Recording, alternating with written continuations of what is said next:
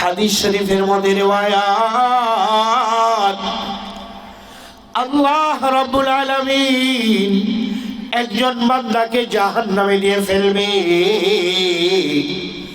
জাহান্নামে থাকার কিছুদিন পর আল্লাহ পাককে বলবে, আল্লাহ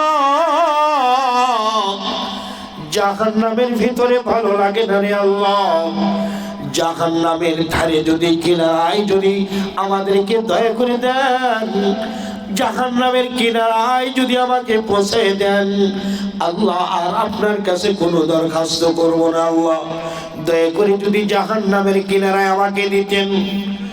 আল্লাহ বলবে, বান্দা রে জাহান্নামের ভিতরে আছো, জাহান্নামের যদি কিনারায় দেই আর কি কোনো দাবি জানাবা? কয় আল্লাহ আর কোনো দাবি আমি করব না। আল্লাহ ওই বান্দাকে জাহান্নামের ভিতর থেকে কিনারায় দিবে। কিনারায় কিছুদিন থাকার পর আবার আল্লাহকে বলবে, আল্লাহ জাহান্নামের কিনারায় ভালো লাগে না, দয়া করে যদি জাহান্নামের উপরে উঠায় দিতা। আল্লাহ বলবে, বান্দা তুমি না ওয়াদা করেছো জাহান্নামের কিনারায় দিলে আর দাবি করবে না, আবার জাহান্নামের উপরে উঠতে চাও।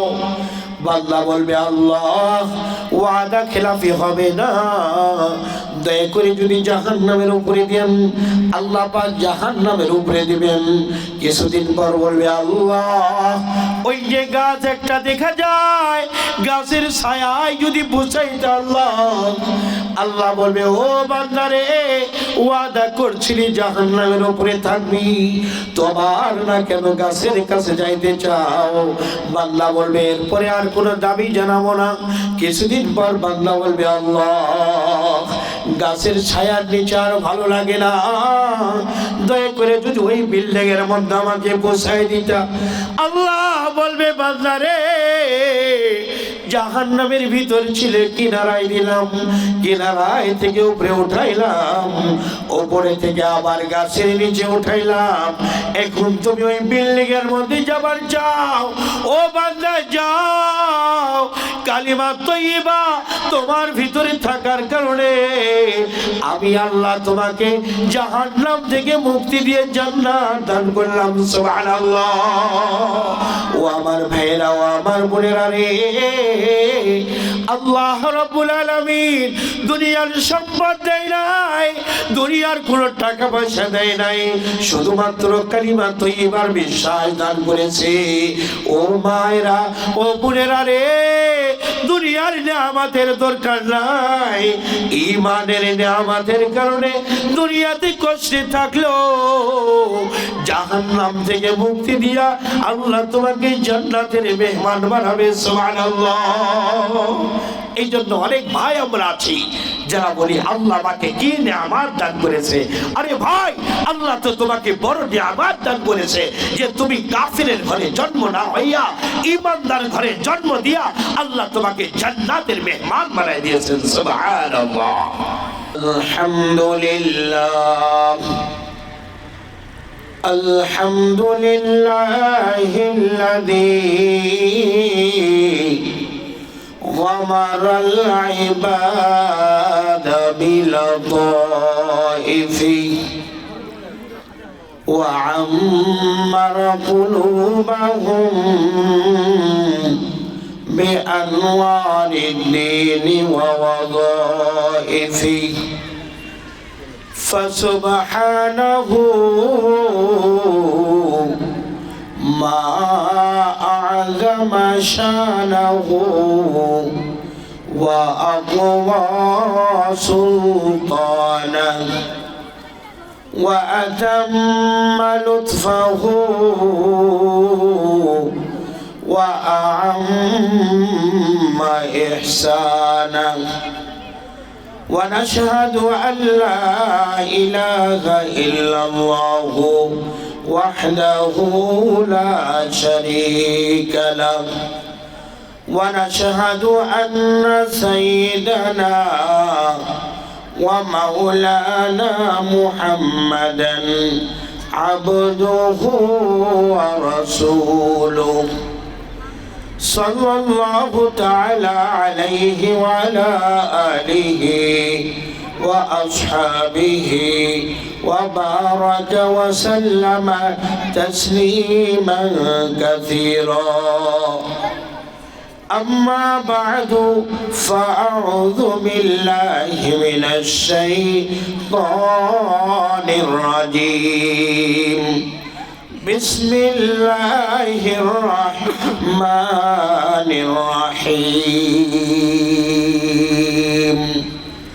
اقرأ وربك الأكرم. وقال النبي صلى الله عليه وسلم خيركم من تعلم القرآن وعلمه أو كما قال النبي عليه الصلاة والسلام. দারুল উলুম নূরে মদিনা কওমি হাফিজিয়া মাদ্রাসার উদ্যোগে বস্তারবন্দি ও দোয়া মাহফিলের সম্মানিত সভাপতি, উপস্থিত দিন দরদি ভাইয়েরা, পর্দার আড়ালের মা ও বোনেরা, আল্লাহ তাআলা লাখো কোটি শুকর। আল্লাহ রাব্বুল আলামিন আমাদের সবাইকে রহমতি বরকতি সামেরার নিচে জান্নাতি বাগানে বসবার মতো তৌফিক দান করেছেন। সবাই জোরে সোরে শুকর আদায় করি আলহামদুলিল্লাহ। আল্লাহ পাকের আরো লাখো কোটি শুকর, মহান রব্বুল আলামিন আমাদেরকে আখিরি নবী মুহাম্মদ সাল্লাল্লাহু আলাইহি ওয়াসাল্লামের উম্মত হবার মতো তৌফিক দান করেছেন। এই জন্য আরো শুকর আদায় করি আলহামদুলিল্লাহ। আমরা যে জায়গায় বর্তমানে উপস্থিত আছি, এটা বর্তমান দুনিয়ার কোন জমিন নয়, এটা জান্নাতের বাগান। সুবহানাল্লাহ। নবী আমার বলেন, ও সাহাবীরা, যখন তোমরা জান্নাতের বাগান দেখো, জান্নাতের বাগানে প্রবেশ করো। সুবহানাল্লাহ। সাহাবায়ে কেরামরা জিজ্ঞাসা করলেন, আল্লাহ রাসূল, দুনিয়ার বুকে আবার জান্নাতের বাগান কোনটা? নবী আমার বলেন, হেলাকুল যিকরি, যেখানে আমার আল্লাহর কথা হয়, আমি নবীর আলোচনা হয়, সেটাই হলো জান্নাতের বাগান। সুবহানাল্লাহ। আল্লাহ রাব্বুল আলামিন আমাদের সবাইকে জান্নাতি বাগানে উপস্থিত হওয়ার মতো তৌফিক দান করেছেন। এই জন্য আরো জোরে সোরে সবাই জোরে সোরে আল্লাহ পাকের শুকর আদায় করি আলহামদুলিল্লাহ।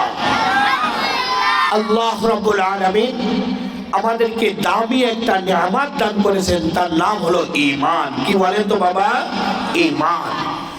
ঈমান এমন একটা দামি নিয়ামত, আল্লাহ রাব্বুল আলামিন একটা বান্দাকে দুনিয়ার সব নিয়ামত দিয়েছেন, কিন্তু ঈমান দেন নাই, তাহলে বুঝবেন আল্লাহ পাক তাকে কিছুই দেয় নাই। একজন মানুষকে আল্লাহ রাব্বুল আলামিন ঈমান দান করেছেন, পৃথিবীর কোনো নিয়ামত দেয় নাই, বুঝবেন আল্লাহ রাব্বুল আলামিন দুনিয়ার সব নিয়ামত দিয়েছেন, কোনো নিয়ামতের মধ্যে কমতি করে নাই। সুবহানাল্লাহ। ঈমান এমন একটা নিয়ামত, যদি কোনো বান্দা শুধু মুখে বলে, অন্তরে বিশ্বাস করে লা ইলাহা ইল্লাল্লাহ মুহাম্মাদুর রাসূলুল্লাহ দাখালাল জান্নাহ, লা ইলাহা কালমা স্বীকার করেছে, আল্লাহ রাব্বুল আলামিন একদিন না একদিন জান্নাত দান করবেন। সুবহানাল্লাহ। হাদিস শরীফের মধ্যে রিওয়ায়াত, আল্লাহ রাব্বুল আলামিন একজন বান্দাকে জাহান্নামে দিয়ে ফেলবে। জাহান্নামে থাকার কিছুদিন পর আল্লাহ পাককে বলবে, আল্লাহ, জাহান্নামের ভিতরে ভালো লাগে না রে আল্লাহ, জাহান্নামের ধারে যদি কিনারায় যদি আমাদেরকে দয়া করে দেন, জাহান্নামের কিনারায় যদি আমাকে পৌঁছে দেন আল্লাহ, আর আপনার কাছে কোনো দরখাস্ত করব না আল্লাহ, দয়া করে যদি জাহান্নামের কিনারায় আমাকে দিতেন। আল্লাহ বলবে, বান্দা রে, জাহান্নামের ভিতরে আছো, জাহান্নামের যদি কিনারায় দেই আর কি কোনো দাবি জানাবা? কয়, আল্লাহ, আর কোনো দাবি আমি করব না। আল্লাহ ওই বান্দাকে জাহান্নামের ভিতর থেকে কিনারায় দিবে। কিনারায় কিছুদিন থাকার পর আবার আল্লাহকে বলবে, আল্লাহ, জাহান্নামের কিনারায় ভালো লাগে না, দয়া করে যদি জাহান্নামের উপরে উঠায় দিতা। আল্লাহ বলবে, বান্দা তুমি না ওয়াদা করেছো জাহান্নামের কিনারায় দিলে আর দাবি করবা না, আবার জাহান্নামের উপরে উঠতে চাও।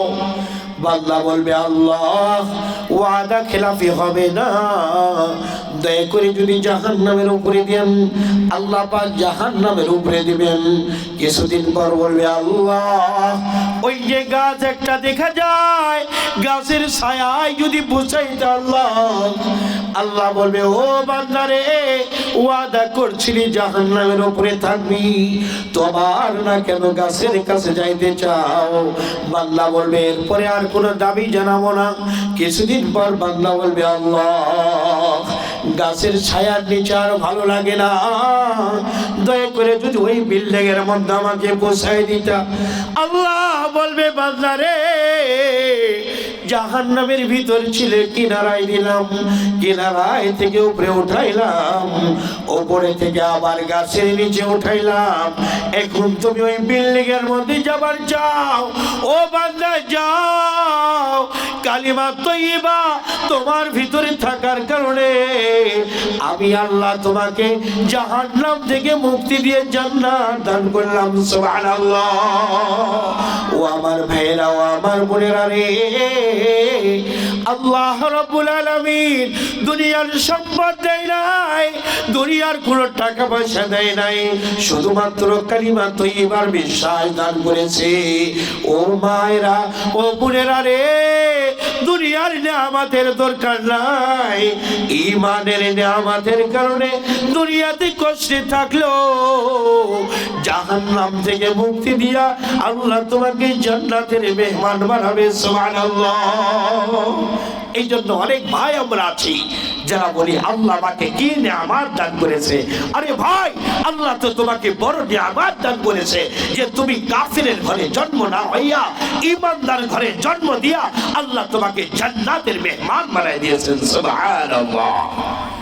আল্লাহ রাব্বুল আলামিন একের পর এক নবী পাঠাইছে, সর্বশেষ নবী পাঠাইছেন নবী মুহাম্মদুর রাসূলুল্লাহ সাল্লাল্লাহু আলাইহি ওয়াসাল্লাম। দুই আল্লাহ রাব্বুল আলামিন অলৌকিক ঘটনা দিয়ে পাঠিয়েছেন, হয়তো দুইটা, চারটা, পাঁচটা। আর আমার নবী মুহাম্মদ সাল্লাল্লাহু আলাইহি ওয়াসাল্লামকে আল্লাহ অলৌকিক ঘটনা দিয়েছেন হাজারো হাজার। সুবহানাল্লাহ। সবচেয়ে বড় মুজিজা হলো কোরআনে কারীম। আল্লাহ নবী মুহাম্মদ সাল্লাল্লাহু আলাইহি ওয়াসাল্লামকে আল্লাহ কোরআনে কারীম দান করেছেন। সুবহানাল্লাহ। ও আমার ভাইরা, ও আমার বোনেরা রে, আল্লাহ পাক আমার নবীকে কোরআনে কারীম দান করেছে। আসমানি কিতাব যতগুলো এসেছে তার চেয়ে আল্লাহ রাব্বুল আলামিন কোরআনে কারীমের মধ্যে তিনটা বৈশিষ্ট্য বেশি দান করেছেন। সুবহানাল্লাহ। কোরআনে কারীম আল্লাহ পাকের কিতাব, কোরআনে কারীম আল্লাহ পাকের কালাম। পৃথিবীতে যত কিতাব এসেছে সব হলো আল্লাহ রাব্বুল আলামিনের কিতাব, আল্লাহ পাকের একটাও কালাম নয়। দুই নম্বর, কোরআনের মধ্যে বৈশিষ্ট্য হলো আল্লাহ রাব্বুল আলামিন কোরআনে কারীম হেফাজতের জিম্মাদারি নিয়েছেন। পৃথিবীতে যত কিতাব আল্লাহ দান করেছে কোনটার হেফাজতের জিম্মাদারি আল্লাহ কুদরতি ভাবে নেন নাই। তিন নম্বর, কোরআনের মধ্যে বৈশিষ্ট্য, পৃথিবীতে যত কিতাব আছে কোন কিতাবের হাফেজ নাই, আল্লাহ কোরআনে কারীমের হাফেজ অগণিত সংখ্য এই পৃথিবীতে দান করেছেন। সুবহানাল্লাহ। এই জন্য দেখেন কোরআনে কারীম আল্লাহ দান করেছেন নবী মুহাম্মদকে। যত কিতাব রয়েছে সব কিতাবের মধ্যে থেকে কোরআনের বৈশিষ্ট্য তিনটা আল্লাহ পাক দান করেছেন। এরই সুবাদে আজকে আপনাদের মাদ্রাসায় দস্তারে ফজিলত 10 জন ছেলের পাতায় উঠিয়ে দেওয়া হবে। সুবহানাল্লাহ। কোরআনে কারীম দামি, কোরআনে কারীমের সাথে যারা থাকবে তারাও দামি হয়ে যাবে। লক্ষ্য করে দেখেন রে বাবা, একটা কাগজে চানাচুর মাখাইয়া কাগজের উপরে দেয় মানুষকে পরিবেশনের জন্য। একটা মানুষ একটা মেহমানকে দাওয়াত দেয়, কাঠ দিয়া খাবার পাকাইয়া ওই মেহমানকে মেহমানদারি করায়। যখন কোন কাগজের পাতায় কোরআনে কারীমের আয়াত লেখা হয়, ওই কাগজ দিয়ে মানুষ চানাচুর মাখায় না, ওই কাগজের উপরে মানুষ মুড়ি মাখা রাখে না, ওই কাগজকে সম্মান দিয়া নিজের বুকের সাথে লাগায়, মুখের সাথে লাগায়। যে কাঠ দিয়ে মানুষ খাবার পাকায়, ওই কাঠ দিয়ে যখন রেহাল বানানো হয়, ওই রেহালটা কোরআনে কারীমের সাথে থাকার কারণে ওই কাঠের দাম বেড়ে যায়। কোরআনে কারীমকে মানুষ যেমন বুকে লাগায়, ওই কাঠের রেহালকেও মানুষ বুকে লাগায়, মুখে লাগায়। ঠিক না বাবা, ঠিক না? একটা কাগজ যদি কোরআনের সাথে লেগে থাকে তার কারণে দামি হয়। একটা কাঠ যদি কোরআনের সাথে লেগে থাকে তার কারণে কাঠ যদি দামি হয়। আশরাফুল মাখলুকাত মানুষ যদি ওই কোরআনের সাথে লেগে থাকে, কোরআনের সম্মানের কারণে ওই মানুষও সম্মানী হয়ে যায়। ঠিক না বাবা, ঠিক না? এটাই আল্লাহ বলেন, ইকরা ওয়া রাব্বুকাল আকরাম। বান্দা কোরআনে কারীমের তেলাওয়াত কর, আমি আল্লাহ দুনিয়া আখিরাতে তোমার সম্মান বাড়ায় দিব। সুবহানাল্লাহ। কোরআনের সাথে লেগে থাকার কারণে কেমনে মানুষ সম্মানী হয়। ওমরে ফারুক রাদিয়াল্লাহু তাআলা আনহু বলেন, ওমরে ফারুক রাদিয়াল্লাহু তাআলা আনহু মক্কার একটা উঁচা পাহাড়ে দাঁড়াইয়া সেনাবাহিনীকে সঙ্গে লইয়া চোখের পানি ঝরঝর করে ফলায়। সাহাবায়ে কেরামরা বলে, ও আমিরুল মুমিনিন ওমরে ফারুক, এই পাহাড়ের উপরে দাঁড়াইয়া চোখের পানি কেন ফালান? আপনার মাথায় কোনো ছায়া নাই, এই পাহাড়ের উপরে দাঁড়ায় দাঁড়ায় কেন আপনি কাঁদেন? ওমরে ফারুক বলে, সাহাবীরা রে শোনো, আমি যখন কাফের ছিলাম আমি এই পাহাড়ে বকরি চোরানোর জন্য আসতাম। আমি ভালো করে বকরি আর উট চড়াইতে পারতাম না। বিকাল বেলা যখন খালি পেটে ওট আর বকরি নিয়ে বাড়ির দিকে রওনা দিতাম, আমার বাবা বলতেন, ও আমর, ওট আর বকরি চড়াইতে পারো না, দুনিয়ায় তুমি কি করে খাবা? ও সাহাবীরা শোনো, আমি এই কোরআন শেখার বদৌলতে, কোরআন লেগে থাকা, কোরআনের সাথে লেগে থাকার কারণে যে পাহাড়ে আমি রাখাল হিসেবে আসতাম, আল্লাহ রাব্বুল আলামিন এই কোরআনের সাথে লেগে থাকার কারণে এই পাহাড়ে আমাকে আমিরুল মুমিনিন বানাইয়া হাজির করেছে। সুবহানাল্লাহ। ওমরে ফারুক বলে, এ সাহাবী, এই পাহাড়ে তো আমি আসতাম এক সময় রাখাল হিসেবে। আমি যেদিন কোরআন শিখেছি, কোরআন পড়েছি, আল্লাহ পাক কোরআনের বদৌলতে সম্মানী বানাইয়া এই পাহাড়ের উপরে আমাকে আমিরুল মুমিনিন মানে হাজির করেছেন। সুবহানাল্লাহ। ও আমার ভাইরা, ও আমার বোনেরা রে, কোরআনে কারীম যদি সুন্দরভাবে আপনি আমি পড়তে পারি, দুনিয়াতে আল্লাহ এত দামি বানায় দিবে। আমার রাসূলের হাদিস, একজন বান্দা যখন সুন্দরভাবে সুন্দর সুরে কোরআনে কারীম তেলাওয়াত করে, আসমানের ফেরেশতারা দুনিয়াতে আল্লাহ পাঠায় দেয় ওই কোরআনে কারীম পড়নেওয়ালার ঠোঁটের সাথে তারা ঠোঁট মিলায় ফেলে। ওই কোরআনে কারীমের বা কোরআনে কারীম পড়নেওয়ালার পায়ের নিচে আল্লাহ নূরের বিছনা বিছায় দেয়। সুবহানাল্লাহ। যখন কোন ভালো কোরআন পড়নেওয়ালা কোরআন পড়া শুরু করে দেয়, আসমানের ফেরেশতারা ওই কোরআন পড়নেওয়ালা ঠোঁটে চুমা লাগায় দেয়। সুবহানাল্লাহ। বোঝার বিষয়, এই কোরআন নামে যখন কোনো মানুষ এই কোরআনের সাথে থাকবে, আল্লাহ পাক তাকে দামি বানায় দেবেন। সুবহানাল্লাহ। ও আমার ভাইয়েরা, ও আমার বোনেরা রে, যদি কোরআনে কারীম সুন্দর ভাষায় পড়ো রে মা, কোরআনে কারীম যদি সুন্দর ভাষায় পড়ে বাবা, আল্লাহ রাব্বুল আলামিন আপনার মুখের মধ্যে মেশক আম্বরের ঘেরান এক সময় চালু করে দিবে। সুবহানাল্লাহ। কারি আসিম ছিলেন মসজিদে নববীর 70 বছরের ইমাম। কারি আসিম যখন কথা বলতেন ওনার মুখ দিয়ে মেশক আম্বরের মতো ঘেরান বের হতো। তলবে আলেম জিজ্ঞাসা করেছে, হুজুর আমার মুখে কি কোনো দামি আতর লাগান? যখন আপনি কথা বলেন আপনার মুখ থেকে মেশক আম্বরের ঘেরান বের হয়। কারি আসিম বলে, না রে বাবা না, আমি 70 বছর মসজিদে নববীর ইমামতি করি, রওজা পাকের পাশে বসে বসে আমি কোরআনে কারীম তেলাওয়াত করি, আমার হাবিব কোরআনে কারীম শুনেন। একদিন গভীর রাত স্বপ্নে দেখি আমার হাবিব স্বপ্নে আমার কাছে হাজির, এসে বলে, কারি আসিম রে, 70 বছর ধরে আমার কোরআনে কারীম আমার রওজার পাকে তেলাওয়াত করো, আমার মন চায় তোমার মুখে একটা চুমা লাগাই দেই, আমার মন চায় তোমার মুখে একটা চুমা লাগাই দেই। কারি আসিম বলে, স্বপ্ন যুগে রাসূল আমার মুখে চুমা লাগাইছে, ওই চুমার বাদৌলতে আল্লাহ পাক আমার মুখের মধ্যে মেশক আম্বরের ঘেরান চালু করেছেন। সুবহানাল্লাহ। কোরআনে কারীম পড়লে একটা মানুষ বদমাইশ থেকে দিনদার হয়।